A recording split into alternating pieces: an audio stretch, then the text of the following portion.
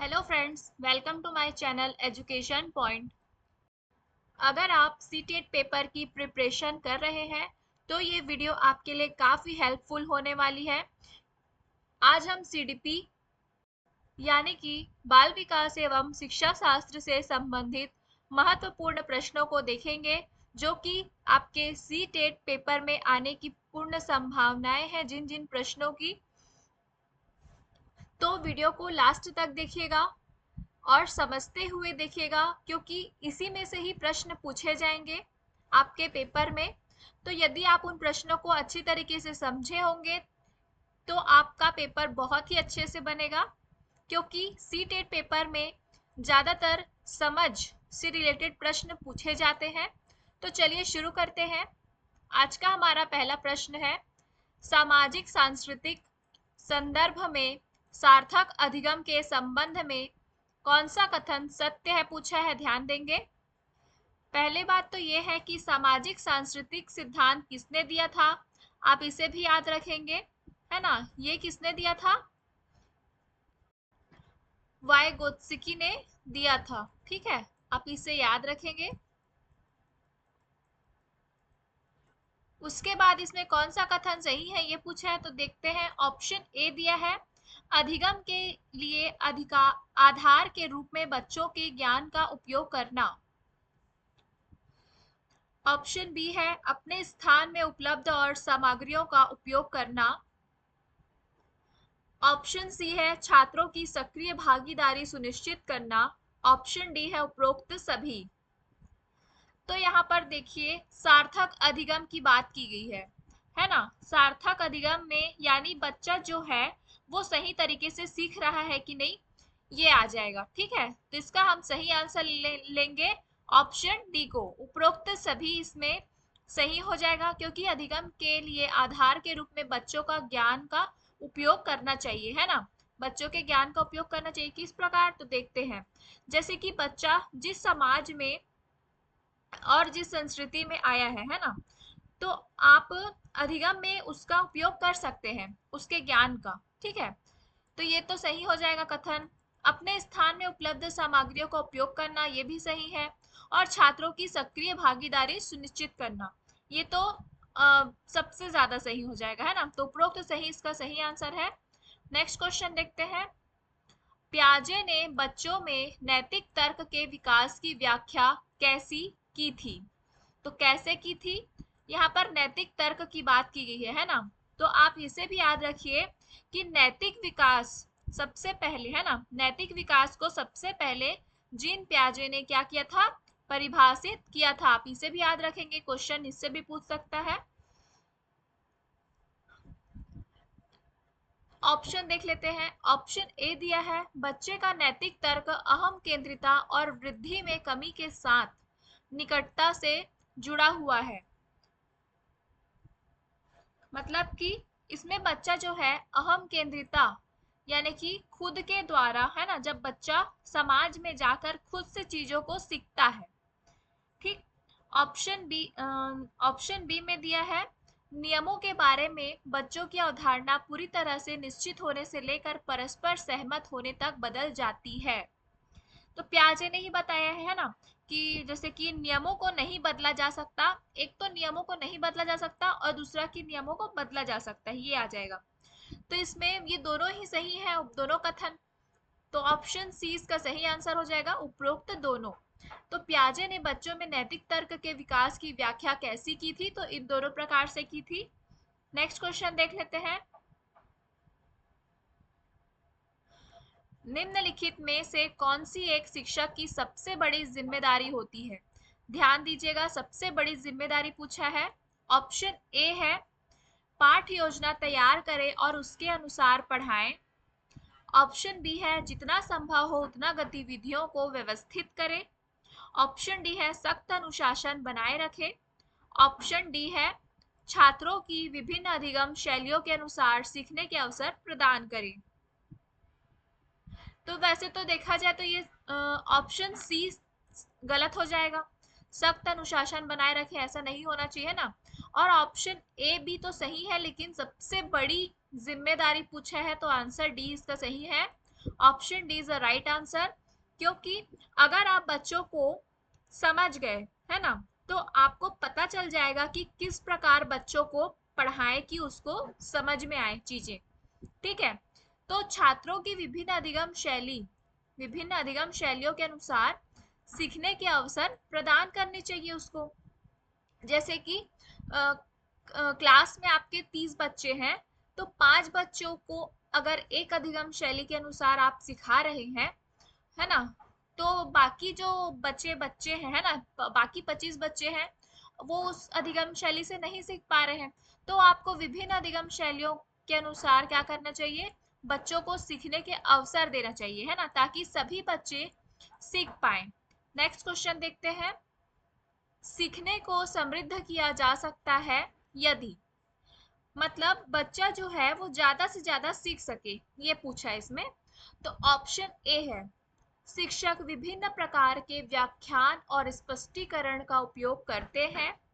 Option B, कक्षा में आवधिक परीक्षणों पर उचित ध्यान दिया जाता है। ऑप्शन सी, वास्तविक दुनिया से स्थितियों को कक्षा में लाया जाता है जिसमें छात्र एक दूसरे के साथ बातचीत करते हैं और शिक्षक सुविधा प्रदान करता है। ध्यान देंगे यहाँ पर, शिक्षक जो है वो सुविधा प्रदान करता है बोला है। ऑप्शन डी है, कक्षा में अधिक से अधिक शिक्षण सहायक उपकरण का उपयोग किया जाता है। तो ये समझिए कि जब अधिगम करने की बात होती है ना, तो व्यवहार में स्थायी परिवर्तन होगा। ठीक, सीखने को समृद्ध किया जा सकता है ना, तो जब व्यवहार में स्थायी परिवर्तन होता है, मतलब जब बच्चा किसी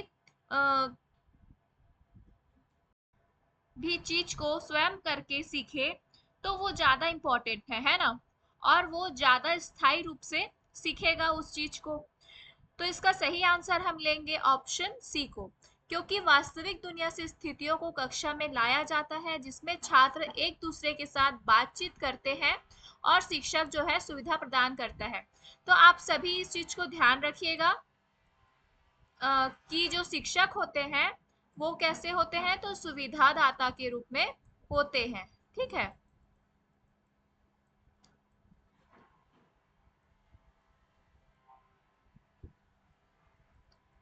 ये क्वेश्चन भी पूछता है, ठीक, कि टीचर की कैसी भूमिका होती है, तो सुविधादाता के रूप में।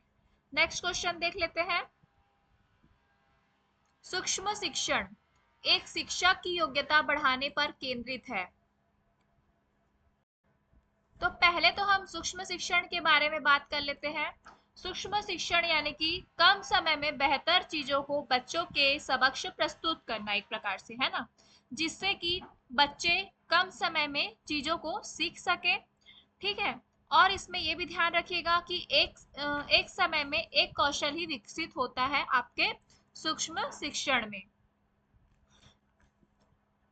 और ये सूक्ष्म शिक्षण जो है, इसके हम चरण देख लेते हैं पहले, फिर इसका आंसर देखेंगे। इसके 6 चरण होते हैं। ठीक है, सूक्ष्म शिक्षण के 6 चरण होते हैं, आप इसे भी याद रखिएगा। कौन कौन से होते हैं देख लीजिए। सबसे पहले होगी योजना, उसके बाद होता है सबसे पहले आप योजना बनाएंगे, फिर क्या करोगे, शिक्षण करोगे। ठीक है, शिक्षण करोगे, उसके बाद प्रतिपुष्टि लोगे। ठीक है, क्या लोगे, प्रतिपुष्टि लोगे जो आपने शिक्षण किया है उसकी। उसके बाद आएगा पुनः योजना बनाएंगे आप। ठीक है, पुनः योजना बनाएंगे, उसके बाद आएगा पुनः शिक्षण करेंगे। पुनः योजना बनाकर पुनः शिक्षण करेंगे, उसके बाद आ जाएगा पुनः पुष्टिकरण। ये हो गए आपके पुनः प्रतिपुष्टि, ये हो गए आपके 6 चरण। अगर आपसे ये पूछा जाए कि ये जो सूक्ष्म शिक्षण होता है ये कितने देर का होता है ना, तो ये आप इसका आंसर लेंगे, ये होता है आपका 36 मिनट का। इसे भी आप याद रखेंगे, ये होता है 36 मिनट का। और यदि आपसे पूछ दे कि इसके जो 6 चरण होते हैं तो प्रत्येक चरण यानी कि एक चरण कितने मिनट का होगा, तो वो हो जाएगा आपका 6 मिनट का। आप इसे भी याद रखेंगे, वो हो जाएगा 6 मिनट का। ठीक है, 6 मिनट का प्रत्येक चरण होता है। अब इसका हम आंसर देखते हैं। इसका आंसर हम लेंगे ऑप्शन बी को। जो सूक्ष्म शिक्षण है एक शिक्षा की योग्यता बढ़ाने पर केंद्रित है, तो जो सूक्ष्म शिक्षण होता है वो एक प्रकार का शिक्षण कौशल होता है। ठीक है, नेक्स्ट क्वेश्चन देखते हैं। शिक्षण के किस स्तर पर विद्यार्थियों में जिज्ञासा, रुचि, पूछताछ और दृढ़ता का विकास होता है? ठीक है, तो पहले तो हम शिक्षण के बारे में जान लेते हैं। शिक्षण के कितने स्तर होते हैं, तो 3 स्तर होते हैं। ठीक है, शिक्षण के 3 स्तर होते हैं।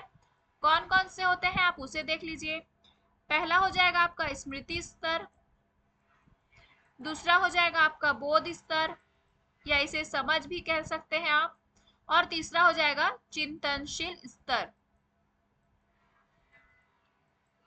ये आपके हो गए शिक्षण के 3 स्तर। ठीक है, स्मृति स्तर में आ जाएगा आपका, ये क्या होता है, ये रटने पर आधारित होता है। किस पर आधारित होता है, तो रटने पर।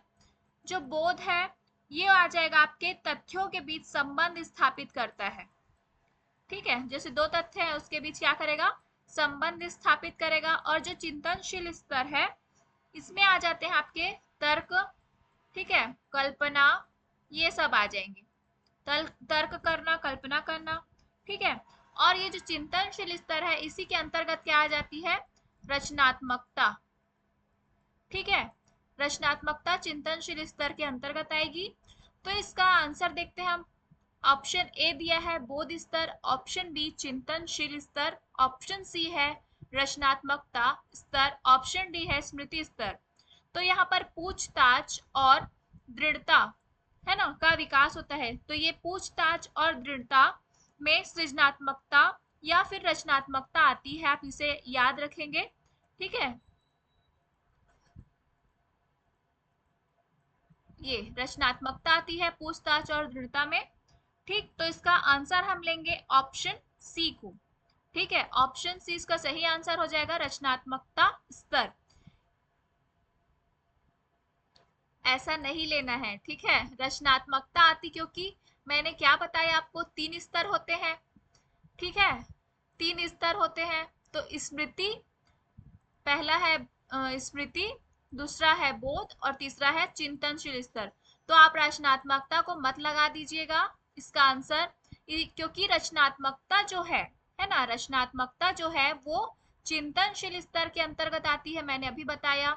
ये देखिए, रचनात्मकता जो है वो चिंतनशील स्तर के अंतर्गत आएगी, इसलिए इसका आंसर लेंगे हम ऑप्शन बी को। ऑप्शन बी इसका सही आंसर है।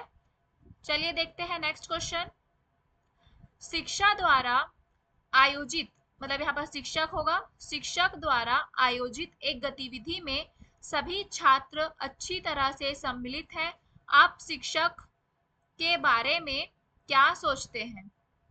ठीक है, ऑप्शन ए दिया है शिक्षक ने छात्रों के बीच कोई विभेद नहीं किया है, ऑप्शन बी है शिक्षक सभी छात्रों को खुश करना चाहता है, ऑप्शन सी है शिक्षक दिखाना चाहता है कि वह अपने छात्रों के लिए एक गतिविधि का आयोजन कर रहा है, या फिर ऑप्शन डी शिक्षक छात्रों का ध्यान अपनी ओर आकर्षित करना चाहता है। तो जो शिक्षक है उसने गतिविधि क्या की है, सभी छात्रों के लिए सम्मिलित रूप से, है ना, मतलब कि सभी ने हिस्सा लिया है उस गतिविधि में। तो ये एक प्रकार से आप समझ सकते हैं, ये एक प्रकार से समावेशी शिक्षा की बात कर रहा है ना, समावेशी शिक्षा की बात कर रहा है। तो इसका आंसर हो जाएगा ऑप्शन ए, यानी कि शिक्षक ने छात्रों के बीच कोई विभेद नहीं किया है। नेक्स्ट क्वेश्चन देखते हैं। किसी भाषा में सीखने वालों की प्रवीणता का निम्न स्तर क्या हो सकता है? ठीक है, प्रवीणता का निम्न स्तर क्या हो सकता है? तो इसमें ये पूछा है जैसे कि भाषा सीखने में प्रवीणता का निम्न स्तर किसकी वजह से होगा, इन चारों में से, है ना।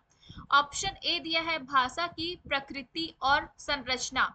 ध्यान देंगे, सबसे पहले तो यहाँ पर निम्न स्तर पूछा है, उच्च स्तर नहीं। ठीक है, तो भाषा की प्रकृति और संरचना, यदि आपने भाषा की प्रकृति और संरचना नहीं समझी, है ना, तो आप उसमें प्रवीण नहीं हो सकते। ऑप्शन बी दिया है भाषा के दायरे की समझ नहीं। अगर आपको भाषा के दायरे की समझ नहीं है तो भी आप उस भाषा में प्रवीण नहीं हो पाएंगे। ऑप्शन सी है शिक्षक का पूर्वाग्रह, ये भी क्या होता है, इसमें सम्मिलित हो जाएगा। ठीक है, ऑप्शन डी दिया है उपरोक्त सभी। तो इसका सही आंसर हम लेंगे ऑप्शन डी को, है ना, उपरोक्त सभी, क्योंकि यहाँ पर निम्न स्तर पूछा है। नेक्स्ट क्वेश्चन देखते हैं। कुणाल कक्षा 5वीं का शिक्षक है। शिक्षण के दौरान वह कभी कभी संक्षेप में बताता है कि उसने क्या कहा, बुनियादी विचारों को विस्तार से बताता है, बच्चों को आरेख द्वारा समझाता है, वह उनके साथ गतिविधियों का अभ्यास भी करता है। वह यह सब इसलिए करता है क्योंकि ऑप्शन ए पढ़ना उनका जुनून है, ऑप्शन बी छात्र ध्यान नहीं दे रहे हैं इसलिए, ऑप्शन सी है अपने छात्रों को विचारशील बनाने के लिए, ऑप्शन डी उपरोक्त सभी। तो इसको समझते हैं पहले। जैसे कि शिक्षक जो है वो बच्चों के लिए क्या होता है, आदर्श होता है ना, आप सभी जानते हैं शिक्षक जो है वो बच्चों के लिए आदर्श होते हैं, क्योंकि शिक्षक जो चीजें कक्षा में बताता है तो छोटे बच्चे हैं, छोटे बच्चों को तो उन्हें वही सही लगता है ना, जो चीजें शिक्षक ने बताई है उसे जब वो घर में उन्हें कहा जाए कि ये गलत है ना, आप इसे सही कर लीजिए, तो वो नहीं मानते हैं, क्योंकि उनके लिए जो उनके टीचर ने बताया है वही सही होता है। तो इस प्रकार से जो वह उनके साथ गतिविधियों का अभ्यास भी करता है ना, तो ये क्यों कर रहा है, तो इसका आंसर होगा ऑप्शन सी, अपने छात्रों को विचारशील बनाने के लिए, ताकि वो अपने छात्रों को विचारशील बना सके। ऑप्शन सी इसका सही आंसर है। नेक्स्ट क्वेश्चन देखते हैं। उससे पहले फ्रेंड्स, अगर आपको इस वीडियो में लिए गए प्रश्न आपके एग्जाम पॉइंट ऑफ व्यू से हेल्पफुल लग रहे हो तो प्लीज वीडियो को लाइक, शेयर और सब्सक्राइब करना बिल्कुल भी मत भूलिएगा, और अपने दोस्तों के साथ जरूर से शेयर कीजिएगा जिन्होंने भी सीटेट की पेपर की तैयारी करनी है, वो मेरे इस चैनल से जुड़े रहिए, क्योंकि मैं उन सभी प्रश्नों को आप लोगों के लिए लेकर आऊंगी जो कि सीटेट पेपर में पूछे जा चुके हैं और जिनके पूछे जाने की संभावनाएं हैं। तो प्लीज चैनल को सब्सक्राइब कर लीजिएगा जिससे कि आने वाली न्यू वीडियोस की नोटिफिकेशन आपको सबसे पहले मिल सके और आपके एग्जाम की प्रिपरेशन अच्छे से हो सके। तो चलिए देखते हैं, हमारा नेक्स्ट क्वेश्चन है, निकटस्थ विकास का क्षेत्र क्या है। निकटस्थ विकास का क्षेत्र, इसे हम ZPD के नाम से भी जानते हैं, ठीक है, यानी कि जोन ऑफ प्रॉक्सिमल डेवलपमेंट इसे हम कहेंगे। तो इसका ऑप्शन देख लेते हैं पहले। ऑप्शन ए दिया है वह प्रक्रिया जिसमें शुरू में विभिन्न समझ वाले दो व्यक्ति समान समझ पर पहुंचते हैं, मतलब क्या ये है निकटस्थ विकास का क्षेत्र।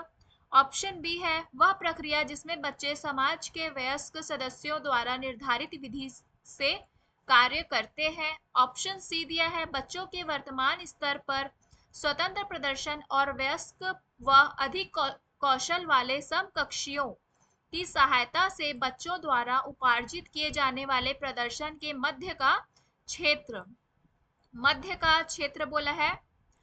ऑप्शन डी है विभिन्न प्रकार के कार्य जो कि अपनी आयु के अनुसार बच्चों को करने चाहिए परंतु वह नहीं कर सकते, तो ये ऑप्शन तो गलत हो जाएगा। यहाँ पर ZPD की बात की जा रही है, मतलब यहाँ पर ऑप्शन सी सही हो जाएगा, क्योंकि देखिए यहाँ पर बच्चों के वर्तमान स्तर है ना पर स्वतंत्र प्रदर्शन और वयस्क, यहाँ पर वयस्क की बात की गई है, तो यहाँ पर एक प्रकार से MKO मोर नॉलेजेबल अदर्स की बात हो रही है ना, यानी कि जो उनसे ज्यादा अधिक कुशल हो या कौशल वाले हो, है ना, तो उसकी सहायता से या समकक्षों की सहायता से बच्चों द्वारा, यानी कि इसे हम स्कैफ फोल्डिंग भी कहेंगे, सहायता ली जा रही है ना, स्कैफ फोल्डिंग भी कहेंगे। तो उपार्जित किए जाने वाले प्रदर्शन के मध्य का क्षेत्र को हम क्या कहते हैं, मध्य के क्षेत्र को जोन ऑफ प्रॉक्सिमल डेवलपमेंट कहते हैं, यानी कि निकटस्थ विकास का क्षेत्र हम इसे कहेंगे। नेक्स्ट क्वेश्चन देख लेते हैं। सीबीएसई शिक्षार्थियों के लिए व्यक्तिगत गतिविधियों के स्थान पर, है ना, व्यक्तिगत गतिविधियों के स्थान पर सामूहिक गतिविधियों की संतुति करती है।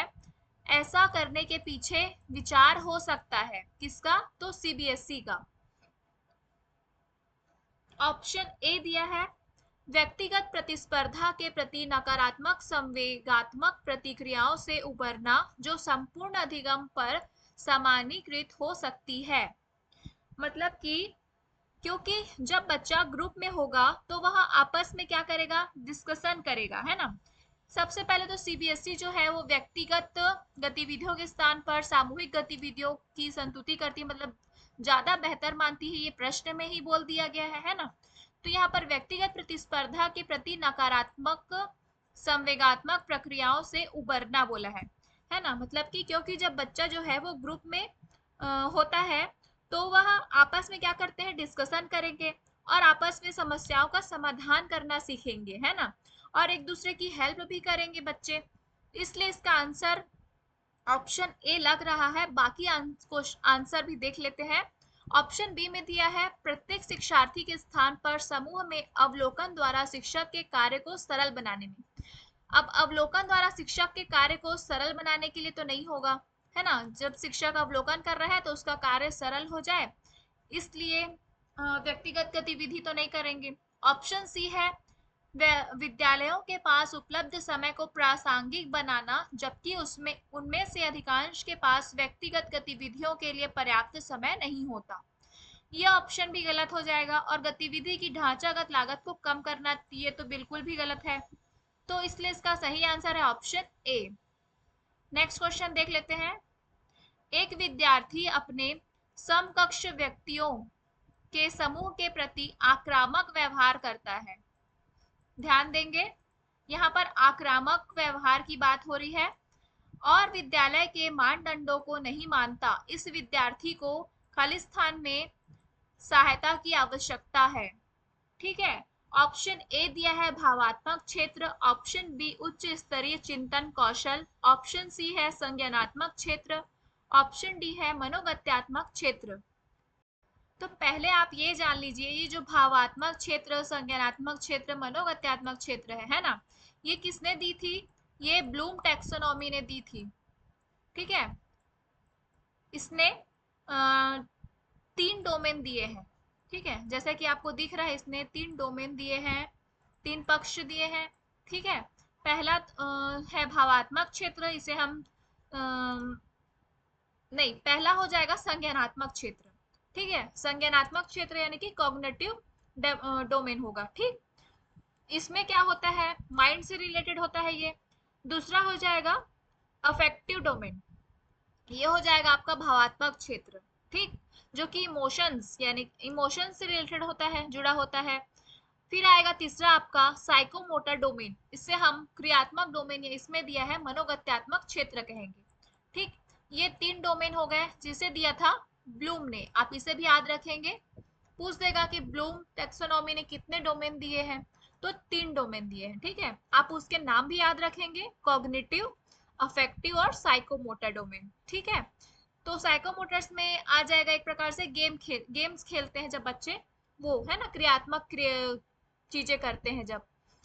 तो जैसे कि इसमें बोला जैसे कि एनईपी 2020 ने, है ना, शिक्षा नीति ने कहा है कि जो तीनों डोमेन है वो काफी महत्वपूर्ण होते हैं, है ना। और बच्चों को जो 360 प्रगति पत्र दिए जाते हैं, है ना, प्रोग्रेस कार्ड दिए जाते हैं, उन मिलेगा, जो भी दिए जाएंगे, जब उनको मिलेगा तो उसमें इन तीनों डोमेन्स को भी शामिल किया जाएगा, ये कहा गया है एनईपी 2020 शिक्षा नीति में।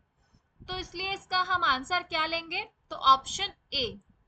देखो, जब आक्रामक व्यवहार की बात की गई है ना, जो आक्रामक व्यवहार बच्चा कब करेगा? जब उसे कुछ चीजें पसंद नहीं आएगी।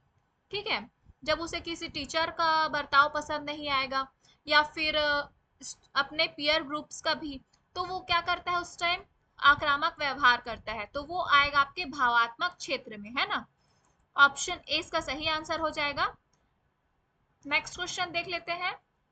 अब ये कथन वाला क्वेश्चन है, ध्यान से देखिएगा क्योंकि अब की परीक्षाओं में कथन वाले प्रश्न बहुत ज्यादा पूछे जा रहे हैं।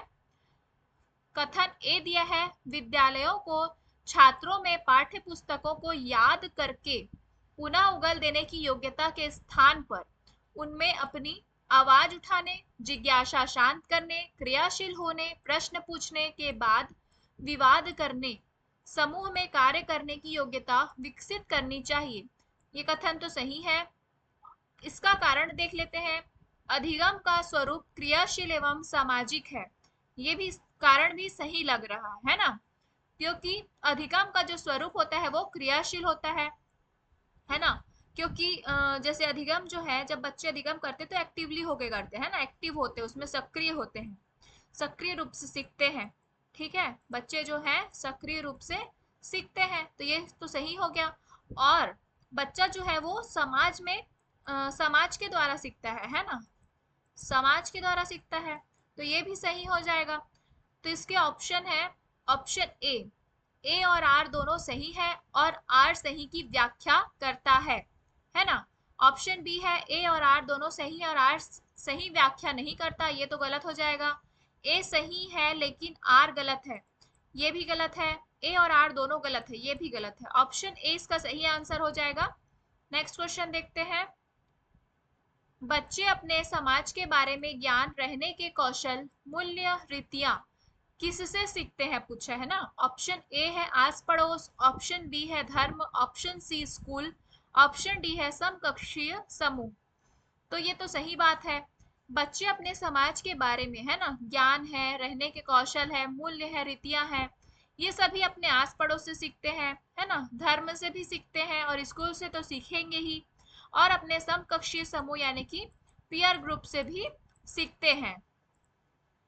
तो इसका सही आंसर हम किसको लेंगे, ऑप्शन 4 को, है ना। ए बी सी डी ये चारों जो है वो इसके इन चारों से बच्चे जो है वो सीखते हैं। नेक्स्ट क्वेश्चन देखते हैं। ये इस वीडियो का लास्ट क्वेश्चन है। संकल्पनाओं की व्यवस्थित प्रस्तुति विकास के निम्नलिखित किन सिद्धांतों के साथ संबंधित हो सकती है। ऑप्शन ए है विकास के परिणाम स्वरूप वृद्धि होती है, तो ये तो देखते हैं। जैसे कि विकास है ना, विकास क्या है, व्यापक रूप से होता है, ठीक है, और वृद्धि जो है क्या है, उसके अंतर्गत आती है। तो विकास के परिणाम स्वरूप वृद्धि होती है ना। विकास में कई सारे डेवलपमेंट आ जाएंगे, जैसे कि cognitive development, social development, emotional development, है ना, ये सब। लेकिन वृद्धि में केवल क्या आता है, फिजिकल डेवलपमेंट आता है। तो इसका ऑप्शन बी देखते हैं, विकास विषम जातीय। इसमें पूछा क्या है कि संकल्पनाओं की व्यवस्थित प्रस्तुति विकास के निम्नलिखित किन सिद्धांतों के साथ संबंधित हो सकती है, पूछा है ना। ऑप्शन बी है विकास विषम जातीयता से स्वायत्तता की ओर अग्रसर होता है। ये भी है कि जैसे कि अलग अलग प्रकार से बच्चा सीख रहा है ना, विषम जातीयता यानी कि अलग अलग प्रकार से उसका विकास हो रहा है, फिर वो क्या करता है, स्वायत्तता की ओर अग्रसर हो जाता है। ऑप्शन सी है यानी कि खुद से करता है। ऑप्शन सी है विद्यार्थी भिन्न दरों पर विकसित होते हैं, है ना, मतलब कि सीखने की दर जो होती है वो अलग अलग होती है, ये आप सभी जानते हैं। तो ये किसके कारण होता है, तो आप इसे भी जानिए। ये होता है हेरिडिटी और इन्वायरमेंट के कारण, ठीक है, अनुवांशिकता, अनुवांशिकता और वातावरण के कारण होता है, ठीक है, ये दोनों के कारण होता है। ऑप्शन डी दिया है विकास सापेक्ष रूप से क्रमिक होता है, ये भी सही है ना, ये सही हो जाएगा, मतलब ऑप्शन डी। क्योंकि जैसे बच्चा सबसे पहले क्या करता है, बैठना सीखता है ना, फिर चलता है, फिर दौड़ना सीखता है, तो ये क्या है, एक प्रकार से क्रमिक प्रक्रिया होती है। तो इसका सही आंसर लेंगे हम ऑप्शन डी को, विकास सापेक्ष रूप से क्रमिक होता है। तो ये थे आज के टॉप 15 MCQs। अगर आपको ये वीडियो पसंद आई हो तो please like, share and subscribe to my channel and press the bell icon, जिससे कि आपको आने वाली नई वीडियोस की नोटिफिकेशन सबसे पहले मिल सके। Thank you for watching.